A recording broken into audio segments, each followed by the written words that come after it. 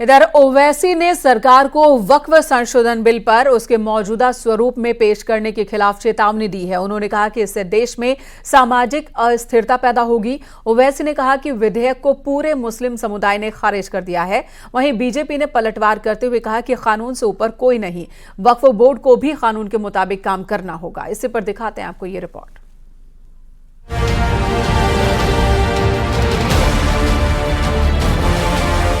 वक्फ bill को लेकर सियासी घमासान जारी है। एआईएमआईएम प्रमुख असदुद्दीन ओवैसी ने सरकार पर मुसलमानों की जमीन छीनने का आरोप लगाया। ओवैसी ने कहा कि वक्फ में नॉन मुस्लिम को सदस्य बनाना गलत है, लेकिन बिल में स्टेट और सेंट्रल वक्फ बोर्ड में नॉन मुस्लिम सदस्य बनाया जा रहा है, जिसका वो विरोध करते हैं। I am cautioning and warning this government. If you bring and make a waqf law in the present form, which will be violation of Article 25, 26 and 14, it will lead to social instability in this country. It has been rejected by the entire Muslim community.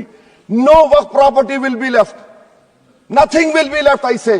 You want to make India Viksit Bharat? We want Viksit Bharat. You want this country to take back into 80s and early 90s? It will be your responsibility. Because as a proud Indian Muslim, I will not lose an inch of my masjid. Forget about a masjid. I will not lose an inch of my dargah. I will not allow that. केंद्रीय मंत्री गिरिराज सिंह ने ओवैसी के देश में अस्थिरता लाने वाले बयान पर पलटवार किया है। उन्होंने कहा कि असदुद्दीन ओवैसी गलतफहमी में ना जिए। कानून के ऊपर कोई भी नहीं है, हिंदू हो या मुसलमान। ये भारत का संविधान किसी के पिताजी का संविधान नहीं है और ओवैसी गलतफहमी में ना जिए। ये कानून की राज है और देश का प्रधानमंत्री नरेंद्र मोदी है। देश कानून से चलेगा। कोई समाज मुसलमान हो या हिंदू, कानून से ऊपर कोई नहीं है।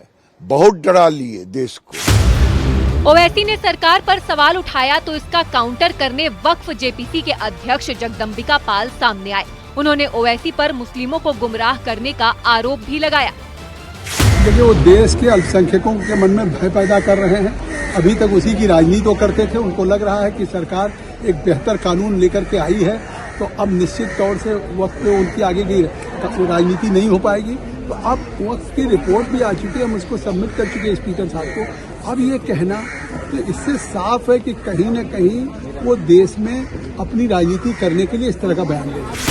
संभल से सपा सांसद जियाउर रहमान बर्क ने भी इस बिल का विरोध किया। उन्होंने कहा कि अगर वक्फ बिल पास होता है तो वो सुप्रीम कोर्ट तक जाएंगे। हमने विरोध इसलिए किया था क्योंकि वो हमारे एक पक्ष के लिए उसके खिलाफ ये बिल है और ज़बरदस्ती थोपा जा रहा है। हमने कहा था कि वाकई में जब विरोध किया तो जेपीसी को भेजा गया था इस बिल को, तो हमने कहा कि अगर जेपीसी में गया तो उम्मीद है कि कुछ इंसाफ की उम्मीद जगी है, लेकिन उसकी कमेटी में एक तरफा उसी तरह से उसको रिपोर्ट बना करके पेश किया गया है। वक्फ संशोधन बिल रिपोर्ट पर पूर्व केंद्रीय मंत्री मुख्तार अब्बास नकवी ने कहा कि कुछ लोग भय और भ्रम पैदा करने की कोशिश कर रहे हैं। जो लोग इसको लेकर के भय और भ्रम का माहौल पैदा करने की कोशिश कर रहे हैं, ये वो लोग हैं जिन्होंने कि जेपीसी के सामने जो है तर्कों और तथ्यों के बजाय जो है बहिष्कार बहादुरी की।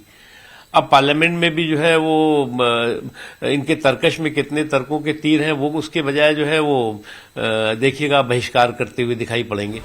लोकसभा में सांसद ओवैसी ने प्रस्तावित वक्फ कानून पर सरकार को घेरने की कोशिश की। वहीं केंद्र सरकार की तरफ से ये लगातार साफ किया जा रहा है कि वक्फ बोर्ड में जरूरी संशोधन किए जा रहे हैं। वक्फ बोर्ड को खत्म नहीं किया जा रहा।